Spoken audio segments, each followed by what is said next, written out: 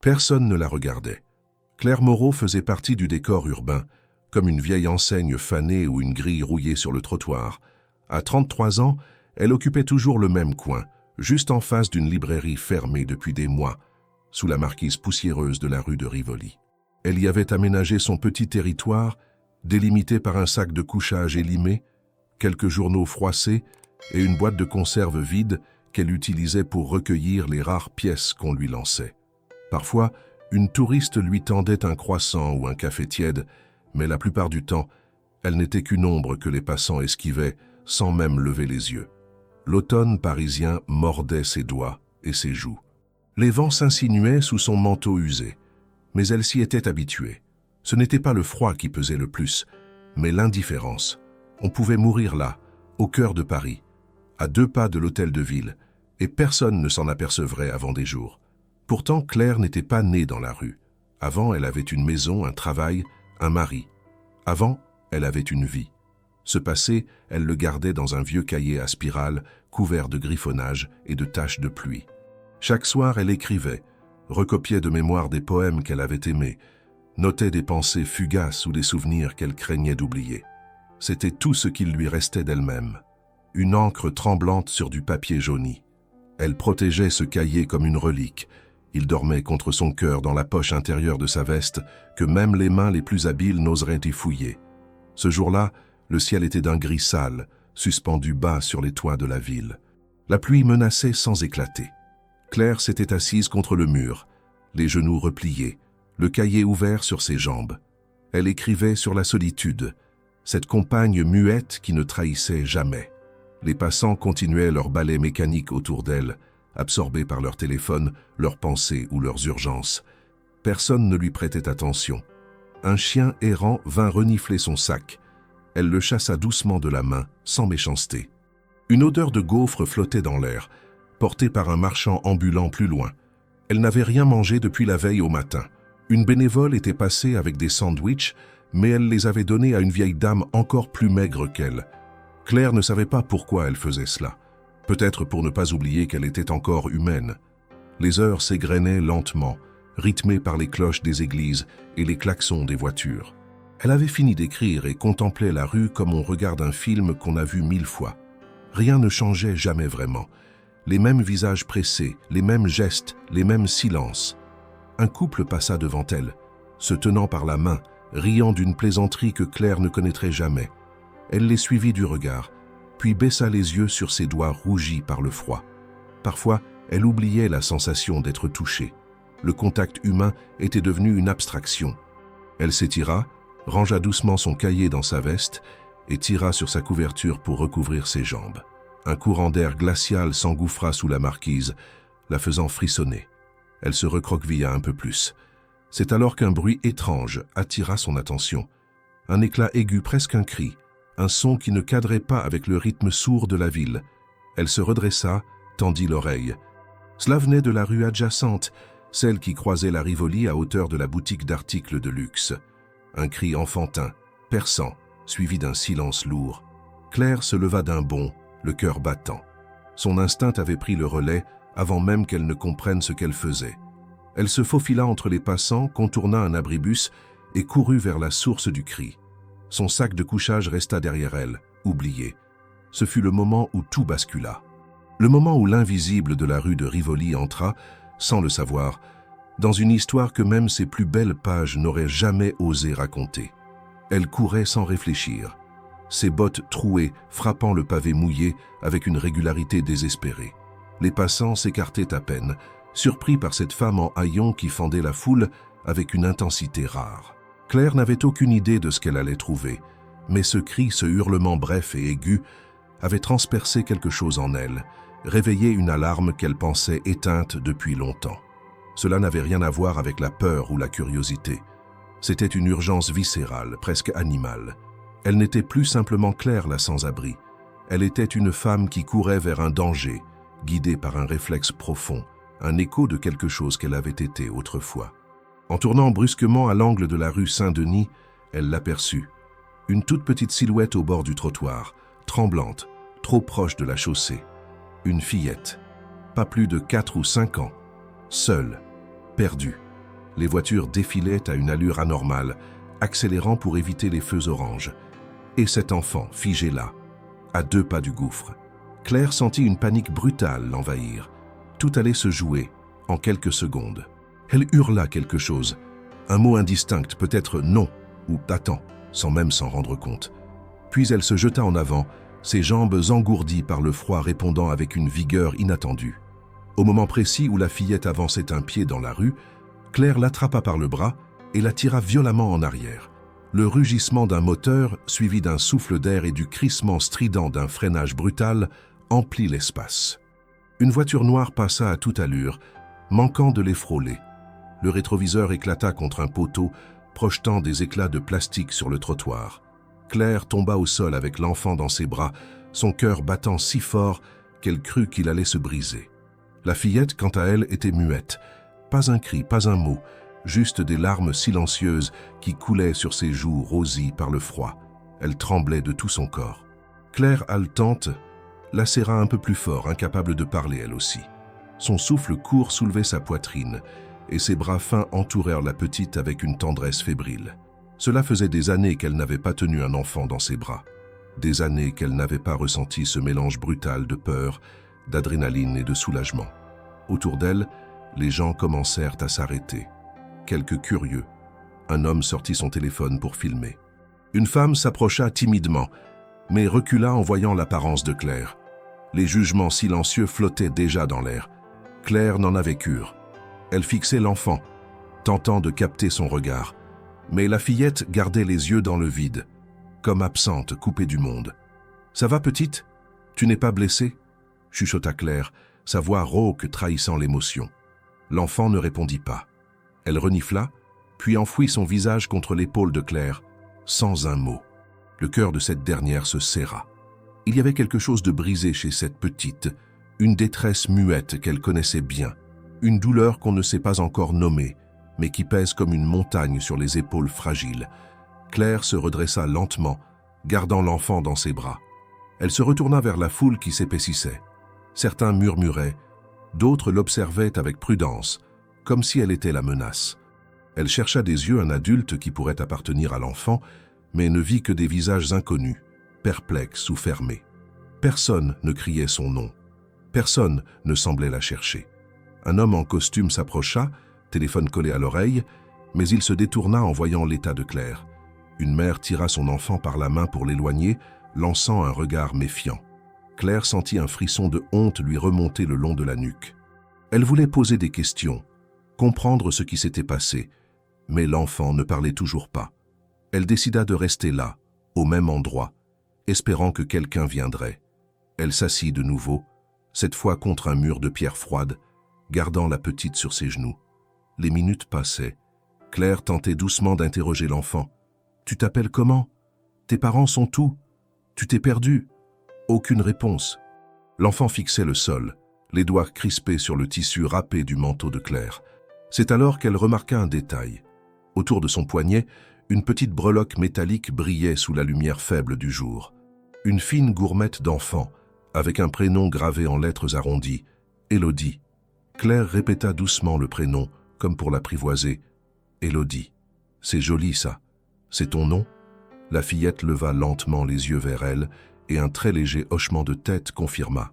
Claire esquissa un sourire réconfortant, bien que son esprit bouillonnait.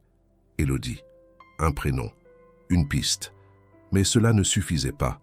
Elle ne pouvait pas la laisser seule, encore moins l'abandonner à des services impersonnels. Et pourtant, elle n'avait ni téléphone, ni papier, ni crédibilité face à l'autorité. Juste ses bras et sa parole. Soudain, une voix masculine résonna dans la rue. « Hé, vous là! Qu'est-ce que vous faites avec cette gamine ?» Claire tourna la tête. Un agent de sécurité, l'un de ceux postés devant les grands magasins du quartier, s'approchait à grands pas. Il avait vu la scène de loin, peut-être mal interprété le geste. Il s'arrêta devant elle, sourcils froncés. « Où sont ses parents? C'est à vous cette petite ?» Claire se leva doucement, tenant toujours Élodie contre elle, protectrice. Elle était seule. Elle allait traverser. J'ai juste voulu l'aider. Elle ne parle pas. Le regard du vigile glissa de la fillette à Claire, puis à ses vêtements en lambeaux, ses mains sales, ses chaussures usées. Il fronça les lèvres, peu convaincu. Une tension sourde s'installa. D'autres passants s'arrêtèrent, formant un cercle discret, murmurant des hypothèses. « Vous n'avez pas l'air d'être une baby-sitter, madame, dit-il froidement. Il va falloir que vous m'accompagniez. » Claire sentit la peur la gagner. Pas pour elle, pour l'enfant. Pour la manière dont on allait interpréter tout cela. Mais avant qu'elle ne puisse répondre, un mouvement rapide fendit la foule.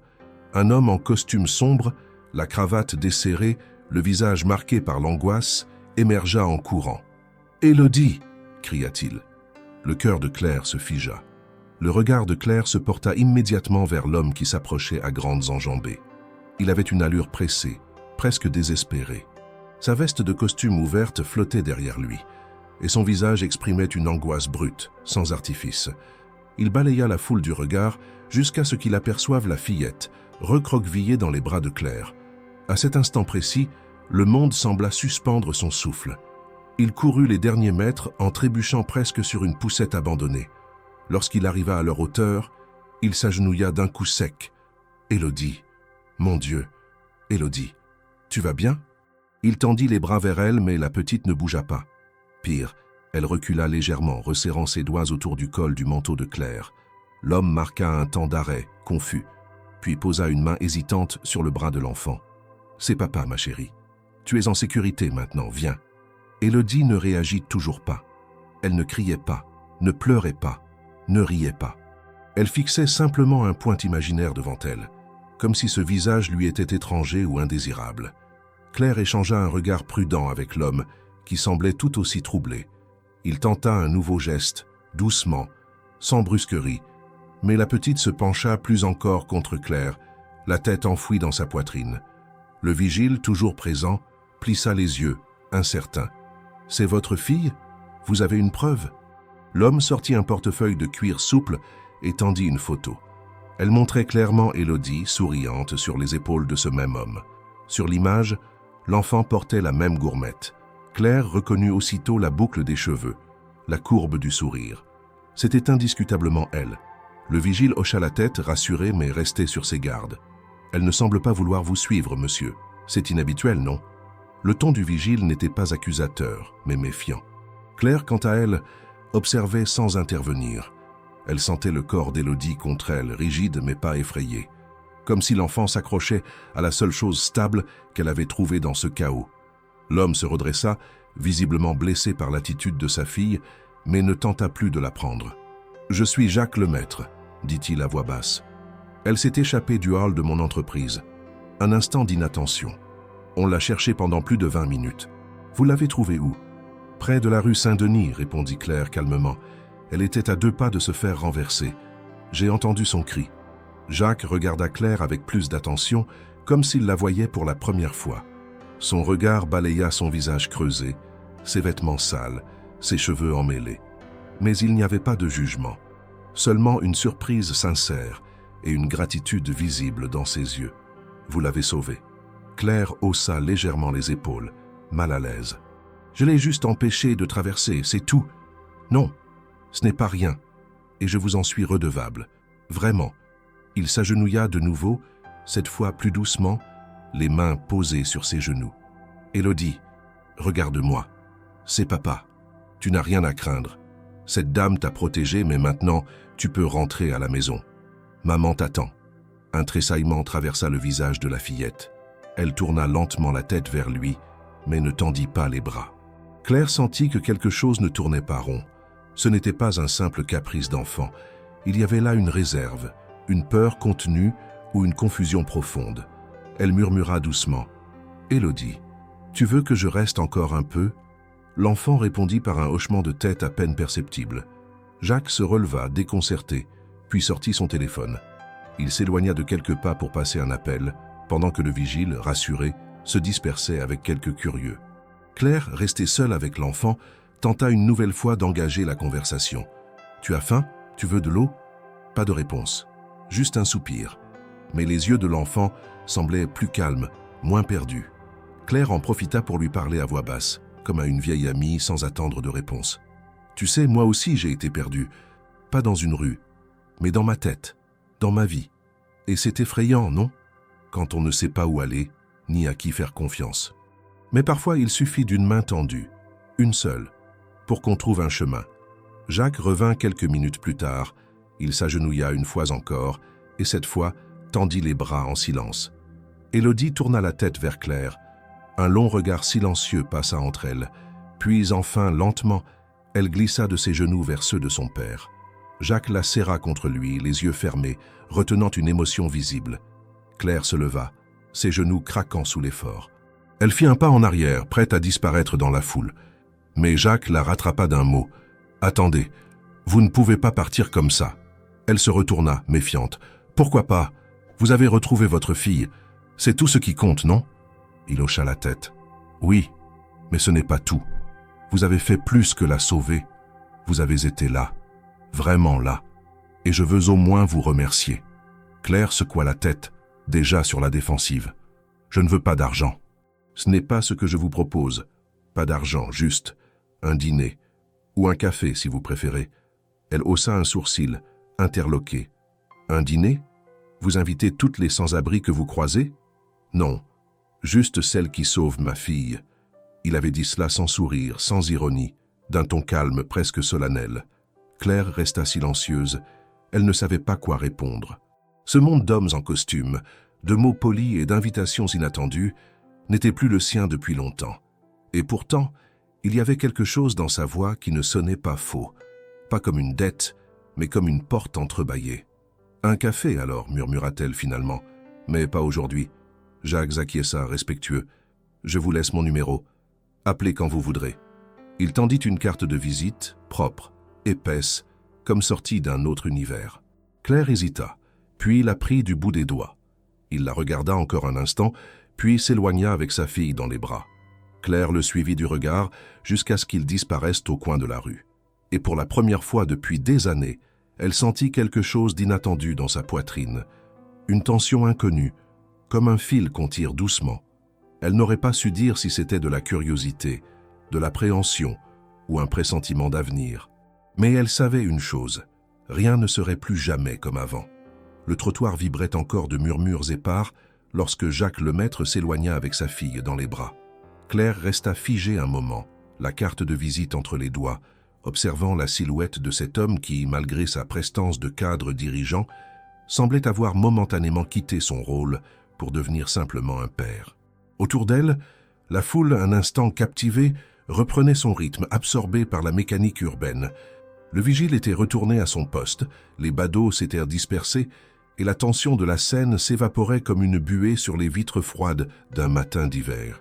Mais Claire ne bougeait pas.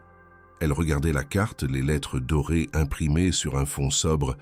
Jacques Lemaître, président-directeur général, Lemaître Technologies. Un nom qu'elle avait déjà entendu, sûrement dans l'un des journaux froissés qu'elle lisait pour tuer le temps. Un nom qui appartenait à un monde si éloigné du sien qu'il en paraissait irréel. Et pourtant, c'était dans ses bras que l'enfant s'était réfugié. Dans ses bras qu'elle avait trouvé un refuge même temporaire, loin de la confusion et de la peur. Cela ne suffisait pas à changer sa condition, ni à transformer l'asphalte en promesse de lendemain, mais cela avait fissuré quelque chose en elle. Une brèche fragile dans le mur de résignation qu'elle avait patiemment construit. Le jour suivant arriva sans fanfare. Claire avait regagné son coin habituel sur la rue de Rivoli, reprenant sa place comme une figurante muette dans le théâtre des passants. Elle n'avait parlé à personne de ce qui s'était passé. Ce genre d'histoire n'avait pas de place dans le quotidien des abris de fortune. Et pourtant, une part d'elle, malgré elle, y repensait. À Élodie, silencieuse et perdue. À Jacques, droit et tremblant à la fois. À cet instant de contact entre deux mondes que tout semblait opposer. Peu après midi, alors qu'elle écrivait dans son carnet, le bruit net de pas pressés interrompit sa concentration. Elle leva les yeux. Un homme en costume s'approchait. Ce n'était pas Jacques, mais il portait la même élégance contenue. Il s'arrêta devant elle. Mademoiselle Claire Moreau. Elle resta interdite, le stylo suspendu en l'air. Peu de gens connaissaient encore son nom complet. Qui demande ? Je suis un assistant de Monsieur Lemaître. Il m'a demandé de vous remettre ceci. Il lui tendit une enveloppe blanche, soigneusement cachetée. Aucun nom, aucun logo, juste le papier de qualité, silencieux et opaque. Claire la prit avec précaution. L'assistant inclina la tête et s'éloigna aussitôt. sans un mot de plus.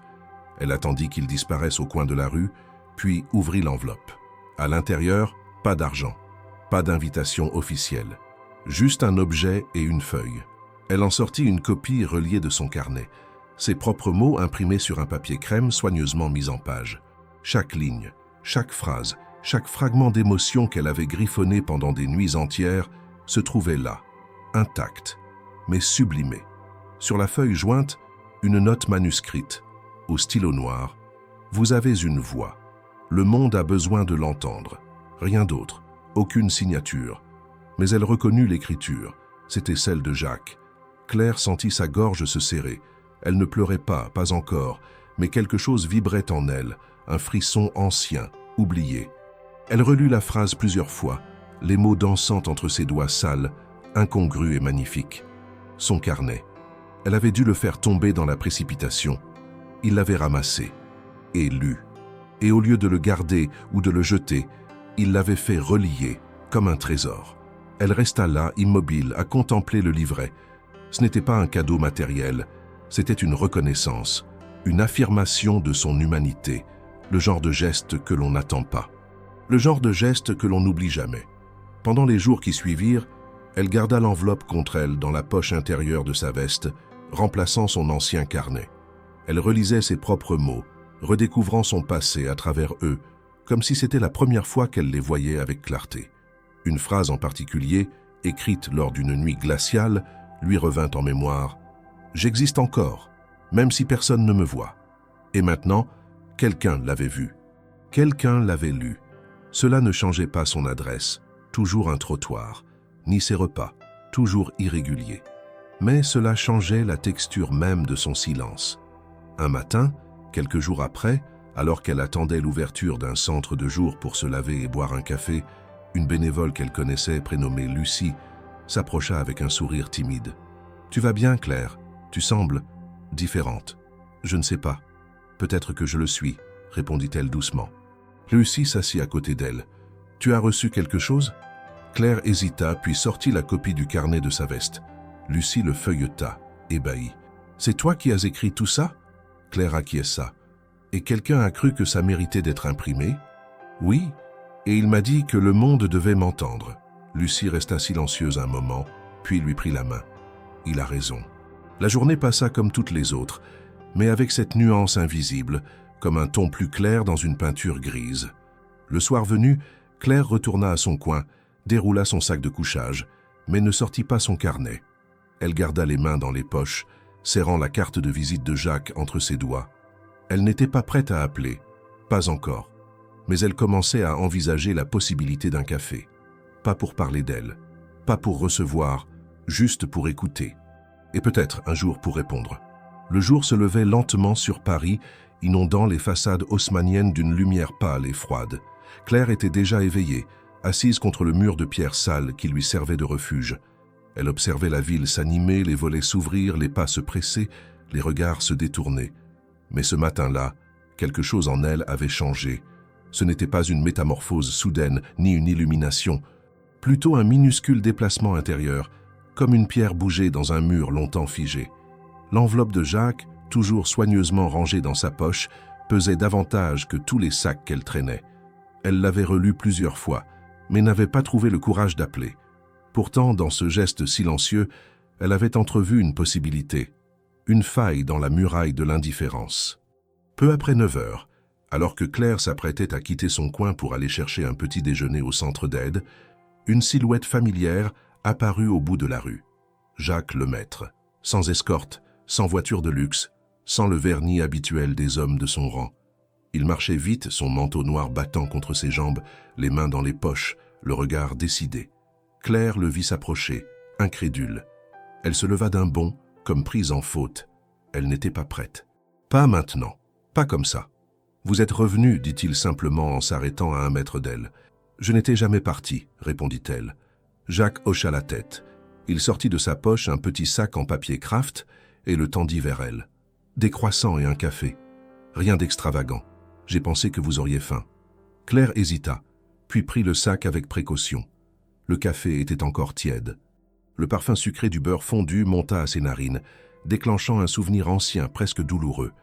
Elle murmura un merci à peine audible. « Je ne voulais pas vous mettre mal à l'aise en envoyant mon assistant, » dit Jacques après un silence. « Mais je voulais que vous sachiez que ce que vous avez écrit, ça m'a touché, vraiment.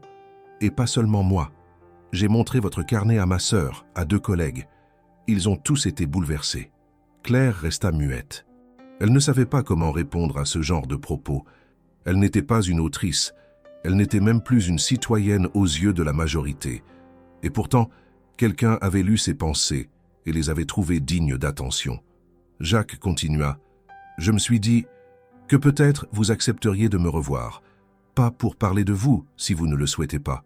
Juste pour discuter d'art, de livres, de ce que vous voulez, ou de rien. » Claire le fixait, méfiante.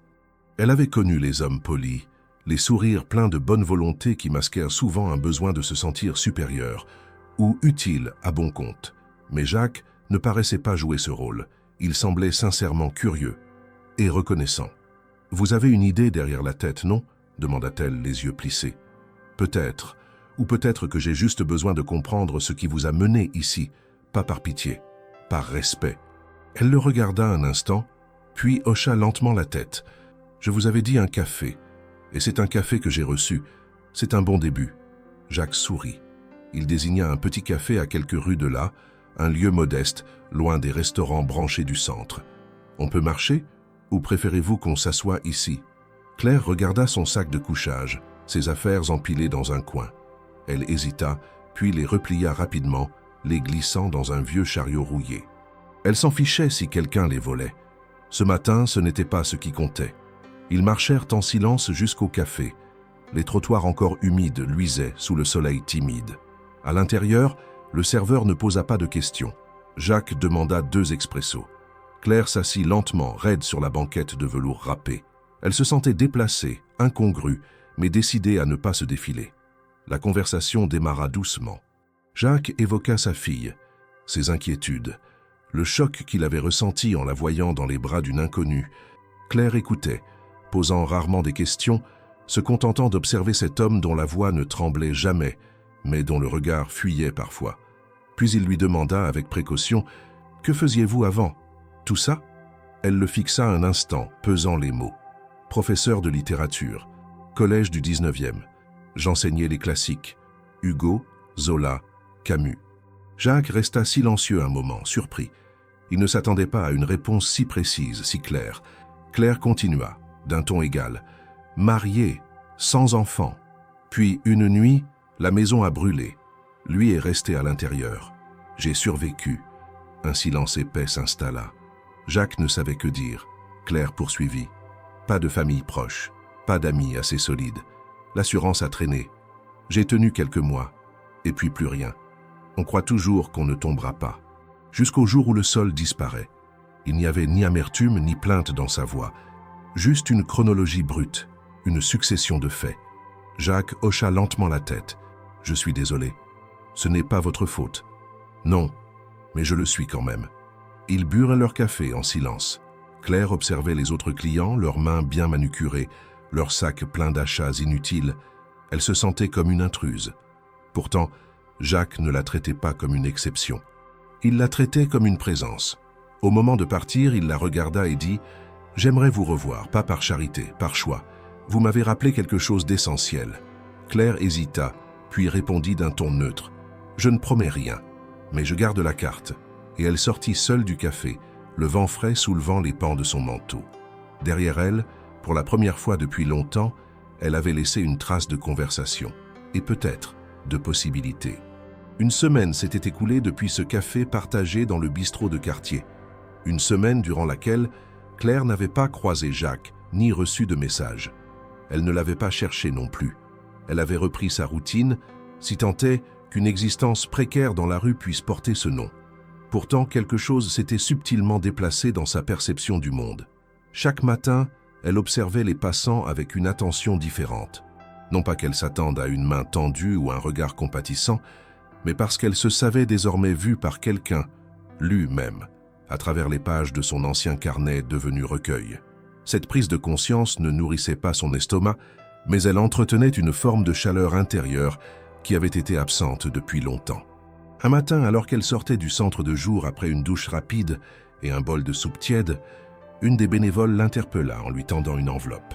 À l'intérieur, un carton épais, sobre, indiquait une réservation pour 2 personnes dans un restaurant discret situé non loin du jardin du Palais Royal. Aucun mot, aucun prénom, seulement une heure et un nom de famille. Lemaître. Claire sentit un mélange d'agacement et de perplexité. Ce n'était pas ce qu'elle avait accepté. Elle avait dit un café, un moment simple, sans formalité. Cette invitation ressemblait davantage à une mise à l'épreuve qu'à un geste spontané. Elle garda la carte 2 jours dans sa poche, sans y répondre, sans même vraiment y penser. Ce n'est que le matin du rendez-vous qu'elle se décida, peut-être par curiosité, peut-être pour ne pas regretter de n'avoir rien tenté. Elle demanda à Lucie, la bénévole, si elle pouvait lui prêter quelques vêtements sobres. Lucie l'amena dans la réserve, où elle trouva une chemise propre, un pantalon simple et un manteau d'hiver en bon état. Claire se changea dans les toilettes, se regarda dans le miroir écaillé et ne se reconnut pas tout à fait. Ce n'était pas qu'elle était soudainement redevenue celle d'avant, mais quelque chose dans sa posture, dans ses traits, semblait s'être réassemblé. Le soir venu, elle se rendit à l'adresse indiquée.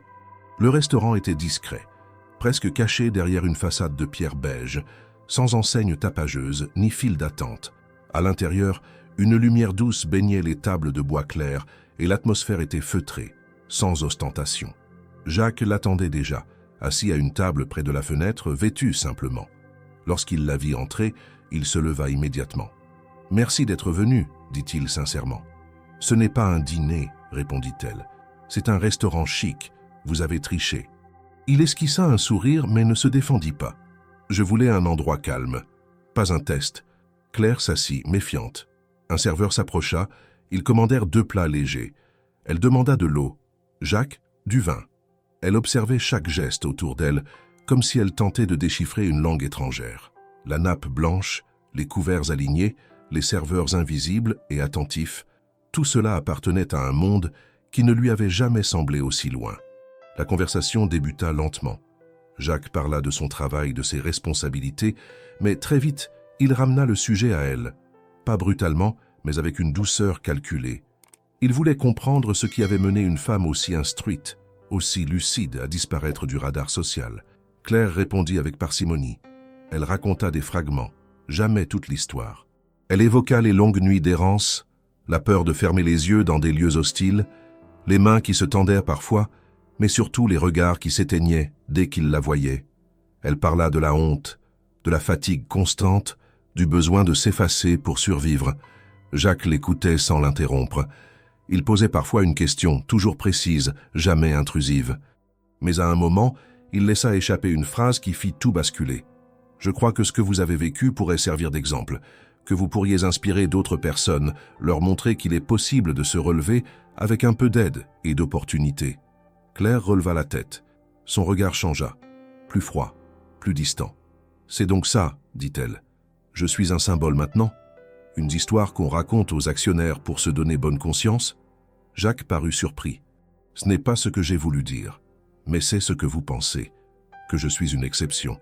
Une preuve que même les cassés peuvent être utiles, à condition qu'on les nettoie un peu et qu'on les expose dans une vitrine. » Jacques ouvrit la bouche, mais Claire ne lui en laissa pas le temps. « Je suis fatigué, monsieur le maître, fatigué de devoir justifier mon existence à chaque regard.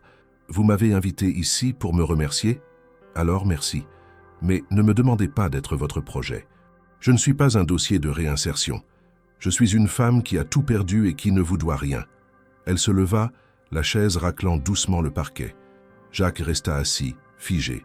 Elle attrapa son manteau, jeta un dernier regard vers lui, puis quitta la salle sans un mot de plus. Dans la rue, l'air froid lui fouetta le visage. Ses pas la menèrent loin du restaurant, sans destination précise.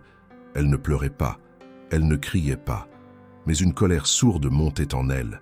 Pas contre Jacques, contre l'attente qu'il avait fait naître en elle, contre la possibilité qu'elle avait cru entrevoir. Cette nuit-là, elle ne retourna pas à la rue de Rivoli. Elle marcha jusqu'à la Seine, s'assit sur un banc et resta là, des heures durant, à regarder l'eau noire glisser lentement. Elle pensa à Élodie, à la douceur de sa tête contre sa poitrine, à l'innocence de ce contact. Elle pensa à ce carnet imprimé. à cette phrase écrite à la main.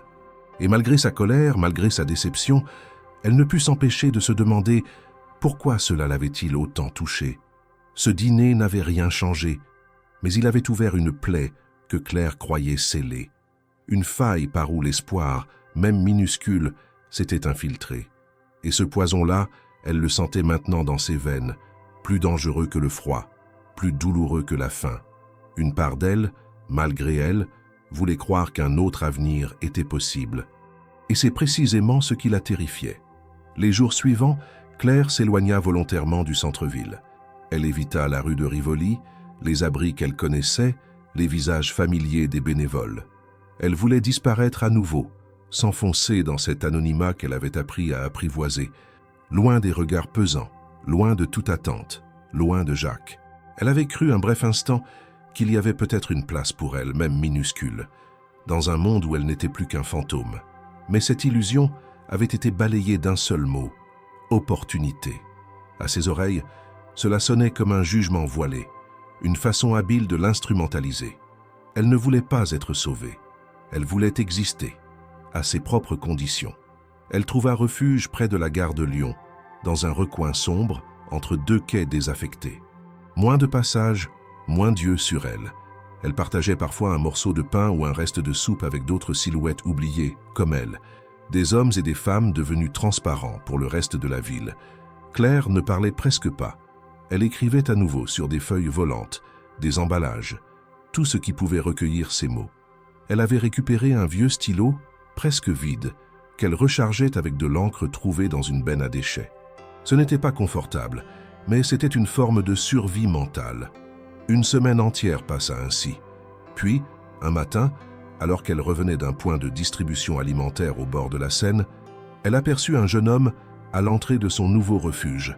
Il portait un manteau long et tenait un petit paquet enveloppé de tissu. Claire s'arrêta à distance, méfiante. Il ne semblait pas menaçant, mais elle se prépara à fuir si nécessaire. Le jeune homme la vit et s'approcha lentement. « Claire Moreau, je suis de la part de monsieur le maître. Il m'a demandé de vous remettre ceci. Il m'a dit que je devais vous le donner en main propre. Il ne voulait pas que ce soit envoyé ou laissé n'importe où. » Claire resta immobile, les bras croisés sur sa poitrine. Elle ne répondit pas mais ne recula pas non plus. Le jeune homme déposa le paquet à ses pieds, sans insister, puis recula doucement. « Il n'y a pas d'argent là-dedans, » ajouta-t-il. « Il m'a juste dit, elle comprendra. » Il s'en alla sans un mot de plus, disparaissant dans la foule. Claire attendit plusieurs minutes avant de s'approcher du paquet. Elle l'ouvrit avec précaution. À l'intérieur, un objet qu'elle reconnut aussitôt, son carnet original, celui qu'elle avait perdu lors de sa rencontre avec Élodie. Il avait été réparé, restauré avec soin. La couverture était intacte, le papier regarni aux endroits abîmés. À côté du carnet, une autre copie de la version imprimée, reliée avec élégance. Et entre les deux un mot manuscrit, sans signature, mais dans une écriture qu'elle reconnaîtrait entre mille. « Je n'ai pas voulu vous blesser, je vous ai écouté. Je me tais maintenant, mais je ne disparais pas.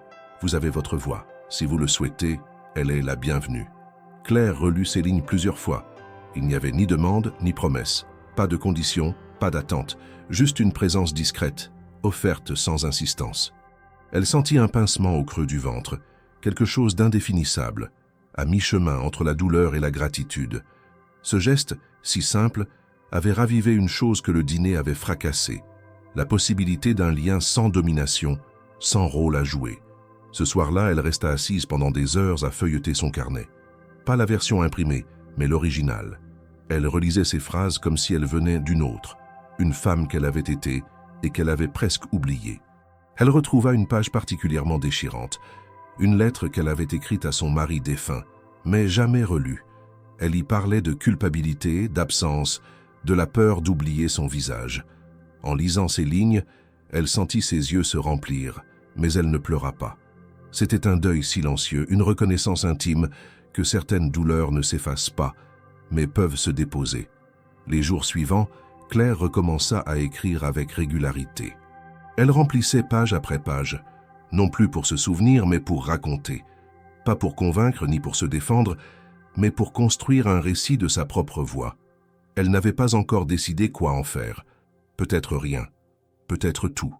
Mais elle savait que, quelque part, un homme qu'elle ne comprenait pas entièrement, mais qu'il avait vu telle qu'elle était, avait choisi de ne pas s'imposer et de rester disponible.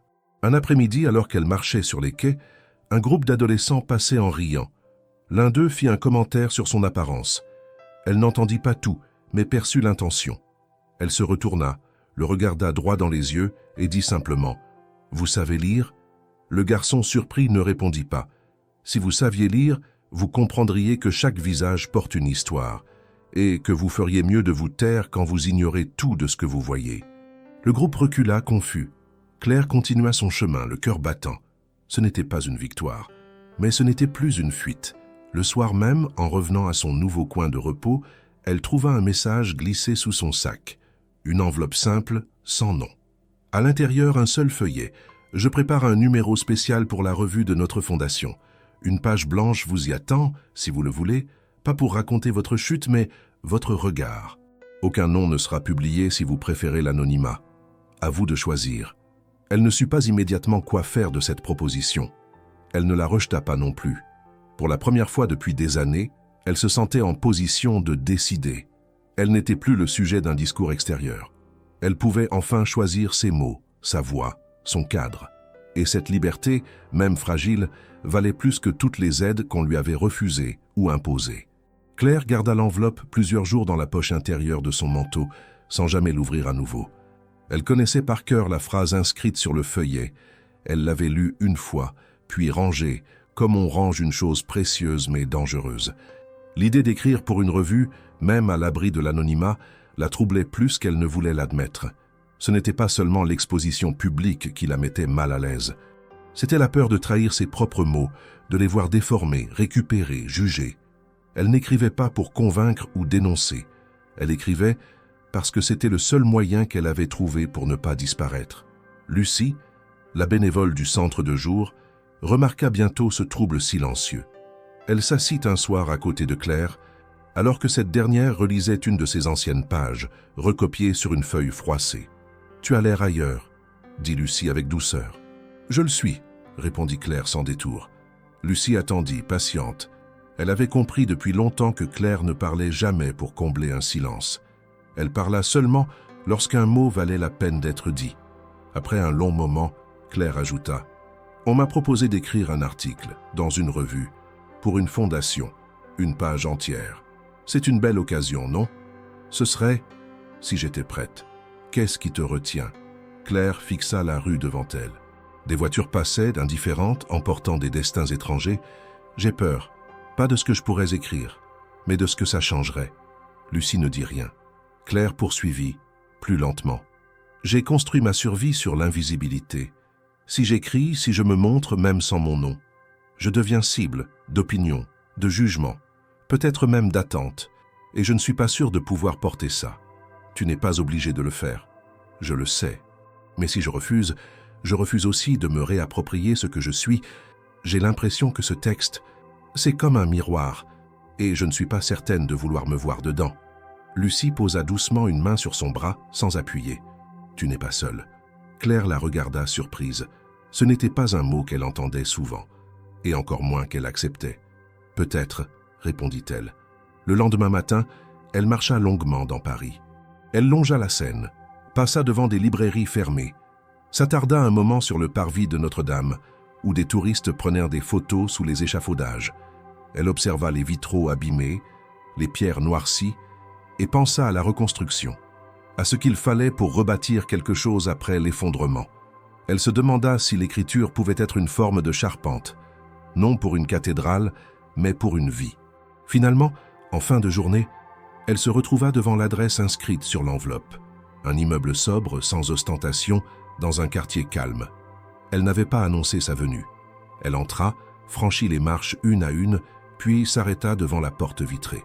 Une plaque indiquait « Fondation Émergence, Culture et Société ». Elle frappa doucement. Une assistante ouvrit, lui demanda son nom. Claire hésita, puis répondit « Dites simplement que c'est pour la page blanche ». Quelques minutes plus tard, un jeune rédacteur l'accueillit. Il avait la trentaine, des lunettes rondes et un air légèrement nerveux. Il lui tendit un dossier. « Nous avons réservé un espace pour votre texte. Vous êtes libre du ton, du contenu. Rien ne sera modifié sans votre accord. Et vous pouvez publier sous pseudonyme ou de manière totalement anonyme. Claire prit le dossier, le feuilleta sans mot dire. Elle s'assit dans la pièce neutre, regarda autour d'elle. Pas de décor pompeux, pas de portraits d'hommes riches sur les murs. Seulement des livres, des dossiers et un silence professionnel. « Pourquoi moi ?» demanda-t-elle brusquement. Le rédacteur la regarda sans surprise. Il s'était visiblement préparé à cette question. « Parce que ce que vous avez écrit est puissant, pas parce que vous vivez dans la rue, mais parce que vos mots sont justes et qu'ils portent quelque chose que nous oublions trop souvent. » Claire referma le dossier. Elle ne répondit pas. Elle repartit sans laisser de décision claire. Mais cette nuit-là, elle ne dormit pas. Elle relut ses textes, ratura certains passages, en réécrivit d'autres. Elle passa la nuit entière à structurer ses pensées, à raconter, non pas sa chute, mais ce qu'elle avait appris de l'effacement. Elle parla de la ville, de ses angles morts, des regards qui glissent, des mains qu'on n'ose pas tendre. Elle parla de ce que signifie survivre sans exister aux yeux des autres. Et surtout, elle parla de dignité. Au petit matin, elle retourna à la fondation. Elle déposa l'enveloppe sans un mot et s'éloigna. 2 jours plus tard, un nouveau message lui parvint. Simple, sobre. « Votre texte sera publié la semaine prochaine, intégralement. Aucune retouche. Merci. » Elle resta un moment sans réaction. Puis, lentement, elle s'assit sur le trottoir, sortit son carnet et écrivit ces mots. « Je ne suis plus tout à fait invisible. » Et pour la première fois, cette phrase ne lui fit pas peur. Lorsque la revue fut publiée, Claire n'avait pas cherché à l'obtenir. Elle ne s'était pas rendue à la fondation, ni dans une librairie, ni dans un café où elle aurait pu la feuilleter discrètement. Elle n'avait rien dit à personne. Même Lucie n'était pas au courant de la publication imminente. Ce silence n'était pas de la honte, ni de la peur. C'était une attente intérieure, une façon pour Claire de rester maîtresse de ce qu'elle avait donné. Elle avait écrit sans penser aux conséquences, sans vouloir plaire, ni convaincre. Elle avait simplement livré une vérité personnelle, déposée dans un espace qu'on lui avait accordé sans condition. Et maintenant, cette vérité lui appartenait moins. Elle avait quitté le domaine privé pour entrer dans le monde des regards multiples. Le jour de la publication, Claire se réfugia dans un petit square à l'écart où elle savait que personne ne viendrait la chercher. Elle resta là toute la journée, entourée d'arbres aux feuilles rougies par l'automne, le carnet sur les genoux, mais sans écrire. Elle pensait à ces mots imprimés, à cette page blanche qu'elle avait remplie sans compromis. Elle se demandait comment ils seraient reçus, s'ils seraient lus, compris, jugés, détournés. Mais surtout, elle se demandait si ce texte allait déclencher quelque chose, en elle ou ailleurs.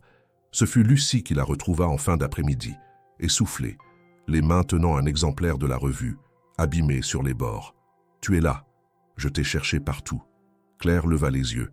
Elle reconnut immédiatement la couverture. « Je ne voulais pas la lire, » dit-elle simplement. Lucie s'assit à côté d'elle, ouvrit le magazine à la page marquée d'un pli et lut à voix haute. Sa voix tremblait légèrement, mais elle ne s'interrompit pas. Elle lut chaque mot, chaque phrase, jusqu'à la dernière ligne. Quand elle eut terminé, Claire garda le silence. Puis, sans détourner les yeux, elle demanda « Tu trouves ça prétentieux ?» Lucie secoua la tête. « C'est fort, c'est juste, ça fait mal, et c'est ce qui rend ça nécessaire. » Claire hocha doucement la tête, mais son regard se perdit à nouveau dans le vide. Ce texte, elle ne le relirait probablement jamais. Il était désormais gravé dans l'œil du monde. Ce n'était plus un refuge.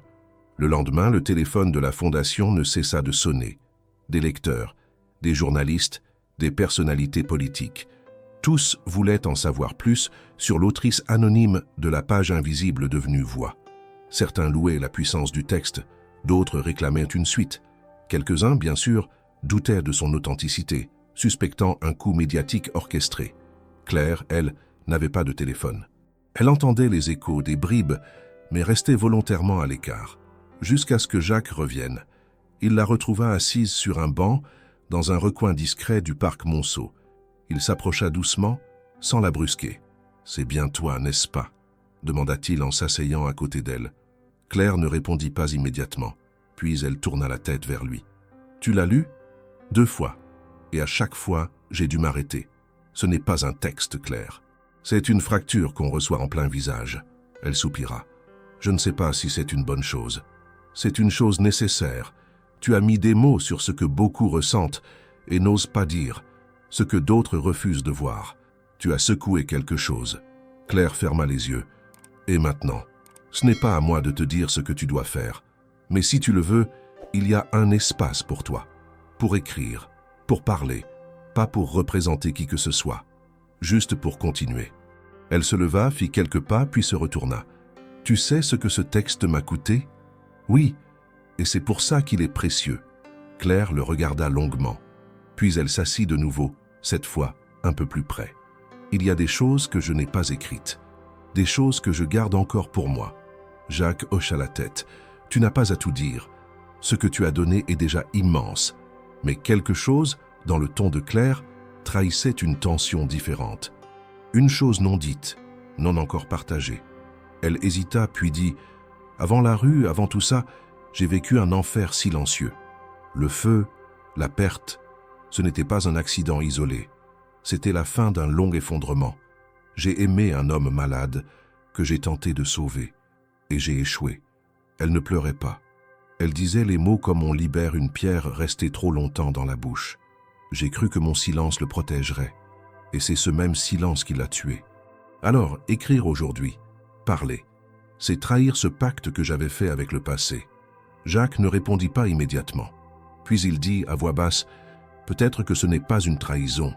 Peut-être que c'est une libération. » Claire secoua la tête. « Les chaînes ne tombent pas aussi facilement. » Il se leva, fit quelques pas, puis revint vers elle. « Je ne peux pas réparer ton passé, Claire, mais je peux t'accompagner si tu veux construire quelque chose d'autre. Pas en héros, pas en sauveur, juste en présence. » Elle le regarda longtemps, sans dire un mot, puis elle reprit son carnet, le serra contre elle. « Je ne promets rien, mais je n'ai plus envie de fuir. » Et dans cette phrase, il y avait déjà un premier pas. La publication du texte de Claire fit l'effet d'une onde. Les réactions vives, polarisées, atteignirent rapidement les sphères les plus inattendues.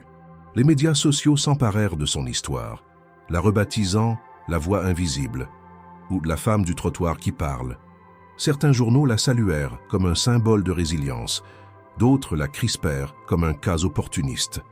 Le nom de la Fondation Émergence fut associé à une opération médiatique, avec tout ce que cela comporte d'ambition, de spectacle et de critique. Au sein de l'entreprise de Jacques Lemaître, le conseil d'administration, dont la majorité ne savait rien de cette démarche spontanée, formula des doutes. Cette reconnaissance publique d'une femme en situation de rue pourrait être perçue comme un coup de communication. Le lendemain de la publication, une réunion urgente fut convoquée. Jacques entra dans cette salle moderne. Les visages des directeurs sévères lui faisaient face, comme un tribunal. « Monsieur Lemaître, » commença le président du conseil, « vous ne pouvez pas ignorer le fait que cette histoire pose un risque réputationnel. Les actionnaires s'interrogent. La presse spécialisée parle déjà de philanthropie calculée. Vous devez expliciter quel rôle vous jouez. » Jacques prit une profonde inspiration. Il savait qu'il était face à une divergence fondamentale entre son désir et les réalités de son poste. Le désir d'humanité contre la logique froide de la gouvernance. Il répondit d'une voix ferme, « Ce n'est pas un projet de communication. J'ai rencontré cette femme sur un trottoir. Elle a eu le courage de sauver une enfant. Elle a des mots qui méritent d'être entendus. Notre rôle n'est pas d'exploiter, mais de découvrir. Je reste responsable de cette initiative. » Un murmure parcourut la salle. Certains acquiescèrent, d'autres restèrent muets. Le président leva la main. « Très bien. Mais nous avons besoin d'un plan, une structure, des garde-fous. Sans quoi nos partenaires, nos investisseurs, nos clients risquent de voir cela comme une faiblesse. » Jacques hocha la tête. Il se tourna vers la fenêtre, scrutant les toits de Paris, comme pour trouver une issue dans l'horizon gris. Il sut que cette réunion était un tournant. Soit il gouvernait son monde comme il l'avait toujours fait, soit il choisissait une autre voie. Le dilemme le paralysa un instant. Pendant ce temps, Claire ignorait tout de ces débats feutrés. Elle avait continué à écrire, à survivre, à contenir les réminiscences d'un passé qu'elle préférait laisser dormir. Mais un matin, alors qu'elle s'apprêtait à quitter son lit de fortune, un bénévole l'informa qu'un journaliste l'attendait devant le centre. Elle sentit son cœur se tasser. Elle ne voulait pas parler. Elle ne voulait pas devenir une histoire.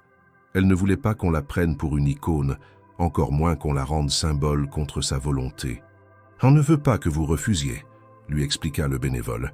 « Il a dit qu'il ne vous demanderait pas de photos, juste vos impressions. » Mais Claire savait que refuser ne signifiait pas disparaître. Elle était déjà sortie de l'invisibilité. Le fait de se taire pouvait aussi être une forme d'exposition. Elle s'installa sur un banc du square et attendit. Le journaliste arriva, carnet à la main. « Bonjour, Madame Moreau. Je suis de l'Observateur parisien. Je voudrais recueillir vos impressions sur le texte publié. » Claire le regarda un instant, longtemps, puis dit « Je n'ai pas changé. Je suis toujours la même. » Le journaliste acquiesça et ouvrit son carnet. Il lui posa une question simple. « Quel impact cela a-t-il eu sur vous ?» Claire prit une profonde inspiration. « Je ne l'ai pas encore compris. Je sais que des gens m'ont lu. Je sais aussi que des regards ont changé. Mais je ne suis pas devenue quelqu'un d'autre. Je ne suis pas une victime ni une héroïne. Je suis une femme qui essaye de vivre. » Le journaliste nota. Puis il posa une autre question. « Et monsieur le maître, il vous a proposé une opportunité. Vous l'acceptez ?» Le mot « opportunité » retentit dans l'air froid du matin.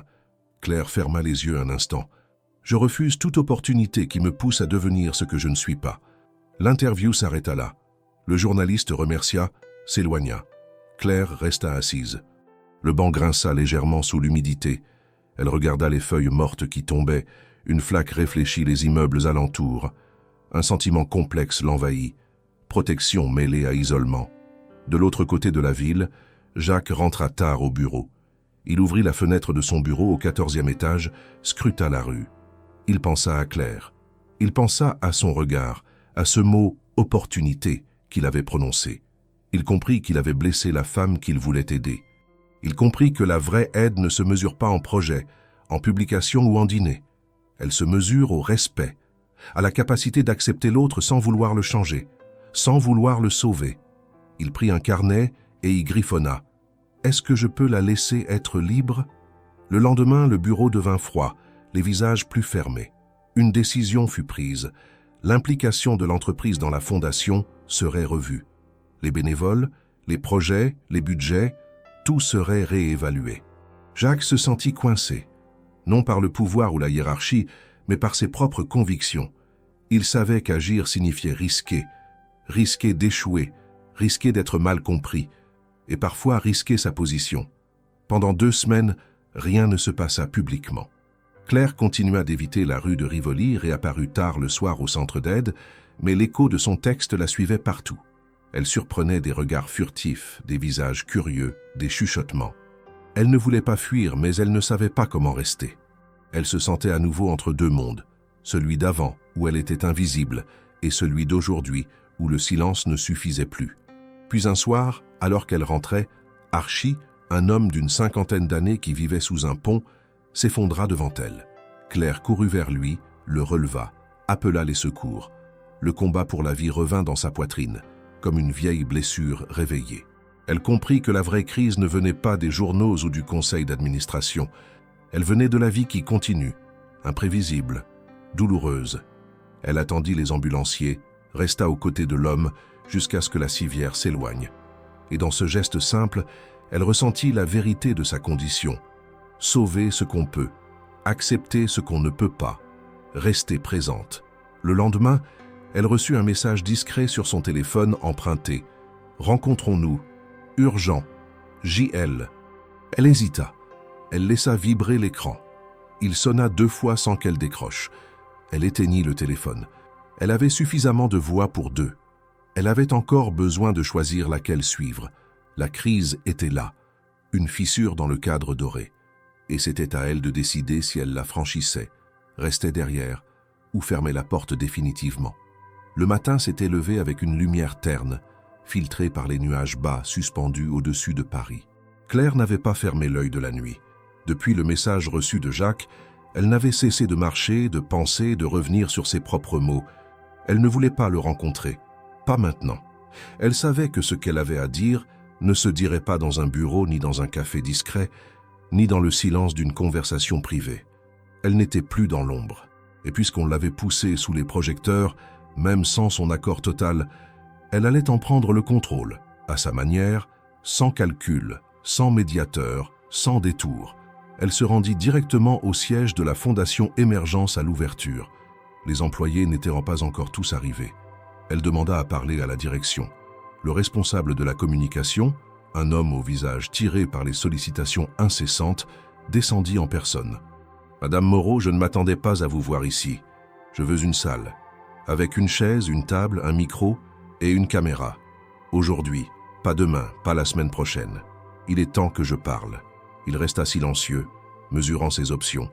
L'attention médiatique autour de son article ne faiblissait pas, et la demande de Claire, bien qu'imprévue, portait la promesse d'une vérité brute, sans filtre, comme seule elle savait la formuler. Il acquiesça. « Nous pouvons organiser cela en fin d'après-midi. Il y aura quelques journalistes. Pas de sélection particulière. Ceux qui viendront seront ceux qui écouteront. » Claire n'ajouta rien. Elle tourna les talons et s'éloigna. Le reste de la journée, elle s'isola dans un coin calme du jardin des plantes, un endroit qu'elle avait découvert lorsqu'elle enseignait encore. Là, elle relut mentalement ses mots, ses douleurs, ses silences.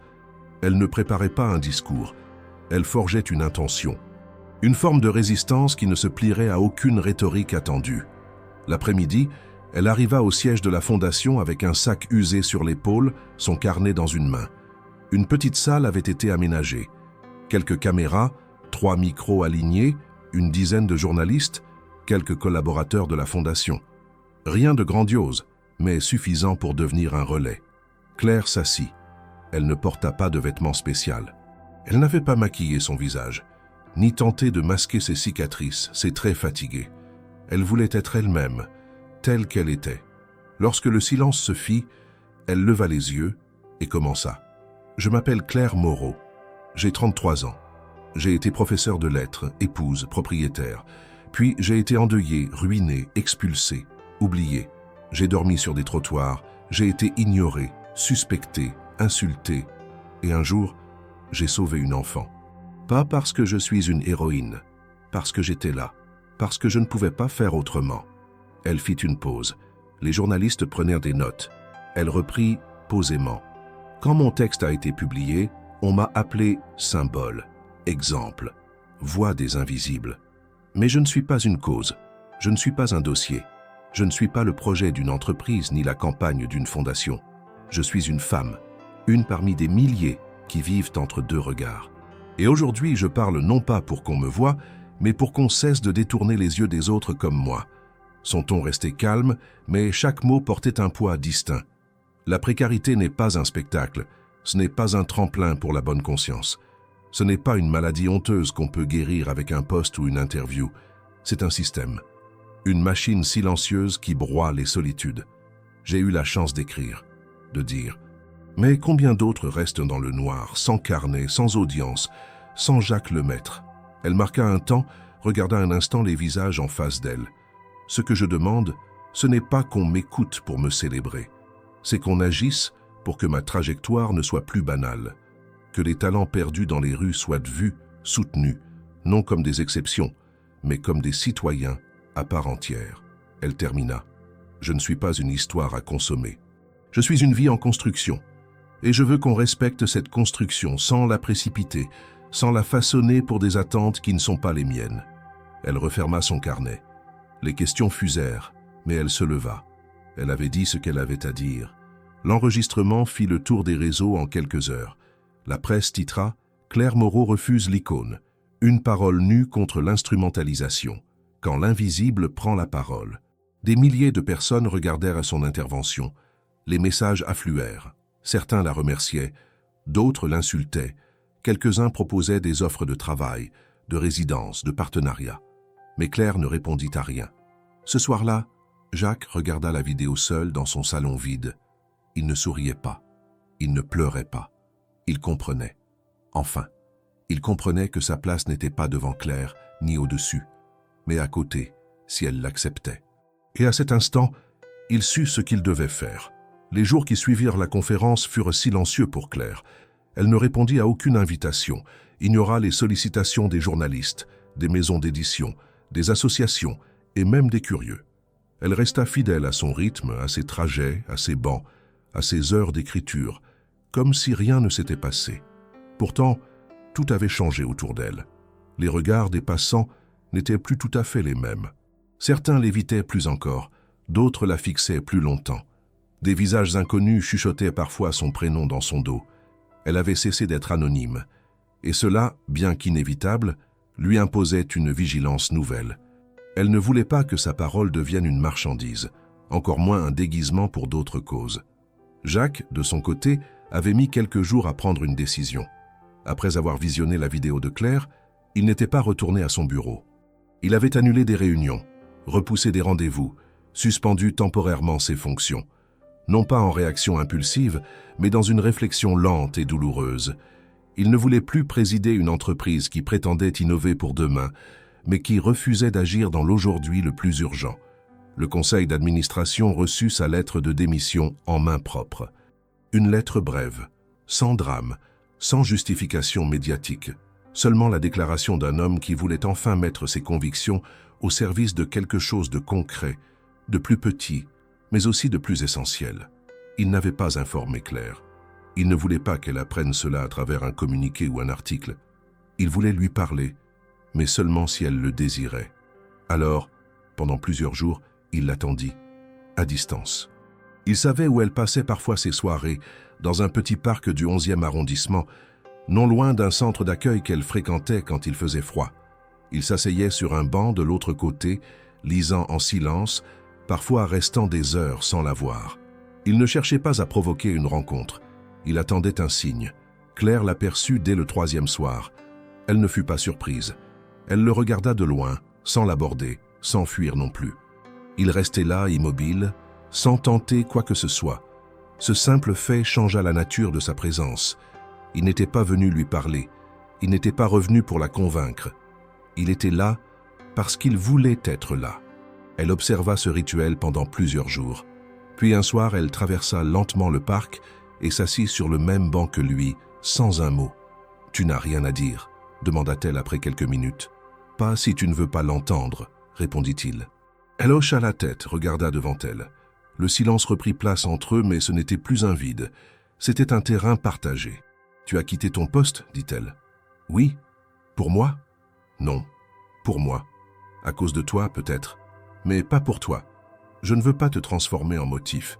Tu m'as montré ce que je ne voulais plus ignorer. » Claire garda le regard fixé sur les branches au-dessus d'eux. Il y avait du respect dans sa voix. Pas de tentative de séduction, pas de manipulation, pas de discours.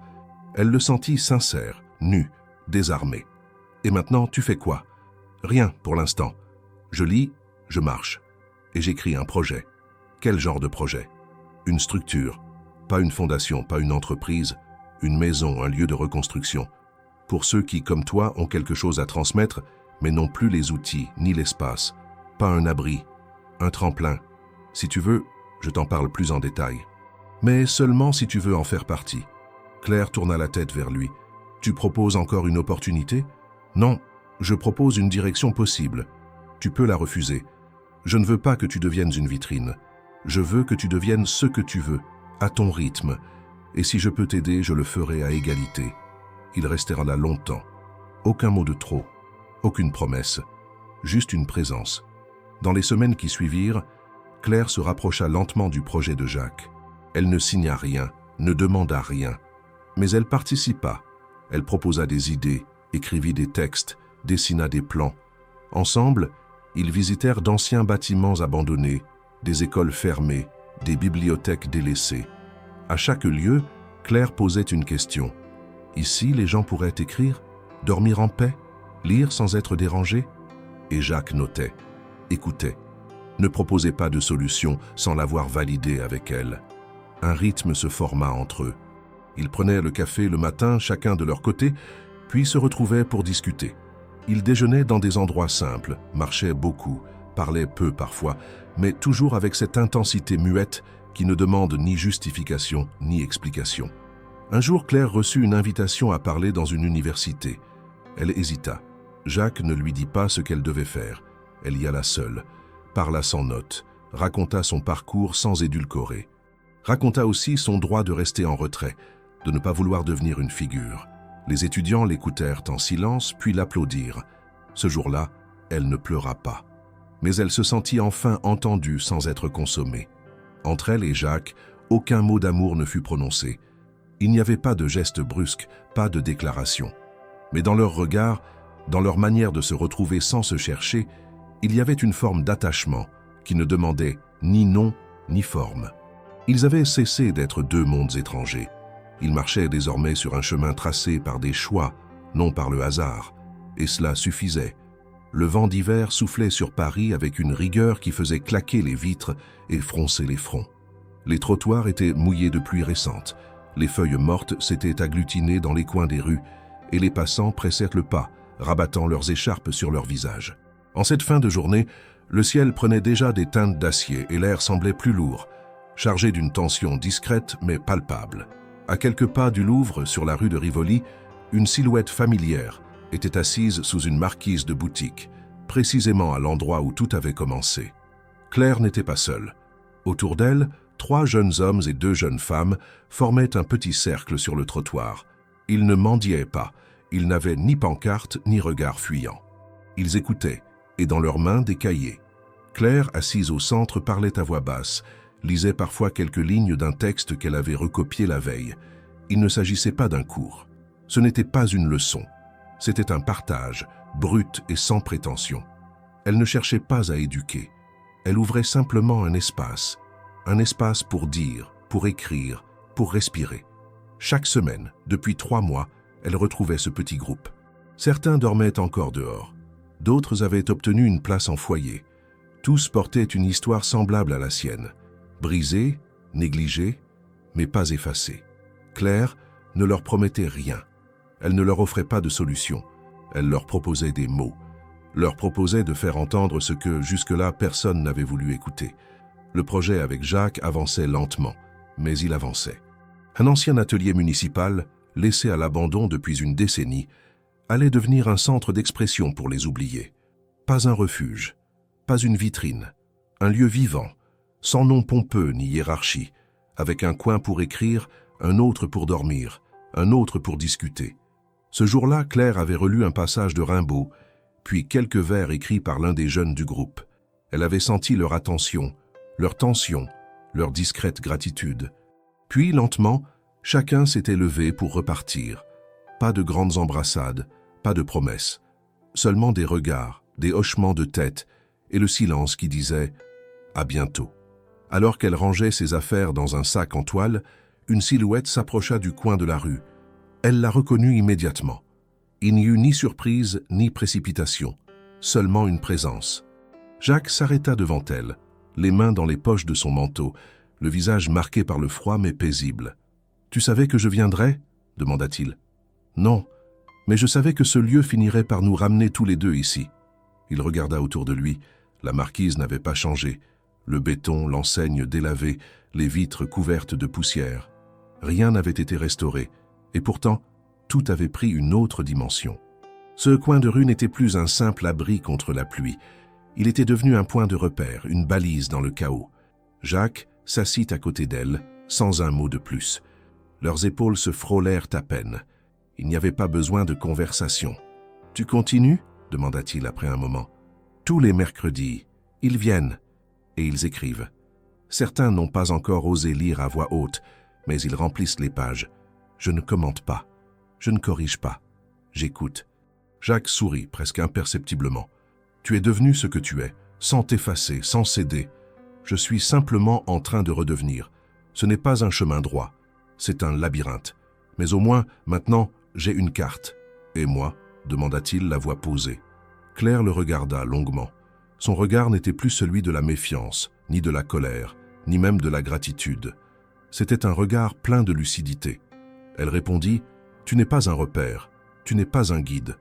Tu es une direction, quelque chose que je regarde quand je me demande pourquoi je continue à marcher. » Il baissa les yeux puis ajouta « Je ne te demande rien, pas d'étiquette, pas de définition. Je suis là, et si tu veux que je reste, je resterai. » Elle hocha la tête. Ils restèrent là, côte à côte, à observer les passants, à sentir la ville les envelopper. Il n'y avait ni drame, ni apothéose. Juste 2 personnes qui avaient traversé des mondes parallèles et qui avaient choisi consciemment de s'asseoir l'une à côté de l'autre. La pluie commença à tomber. Claire tendit le bras, pour sentir les gouttes sur sa paume. Puis elle sortit son carnet, en arracha une page blanche et la tendit à Jacques. « À toi maintenant. Écris, pas pour publier, pas pour expliquer, juste pour que tu sentes ce que ça fait de recommencer. » Il prit la feuille, la contempla, puis sortit un stylo de sa poche. Ils restèrent ainsi sous la marquise, tandis que Paris continuait son mouvement. Il n'y avait plus de rôle à jouer, plus de masque à porter. Il n'y avait plus d'invisible. Il y avait Claire, il y avait Jacques, et il y avait ce banc, cette pluie, cette page. Ils ne s'étaient pas retrouvés par nécessité. Ils avaient choisi de marcher ensemble, et c'était tout ce qui comptait.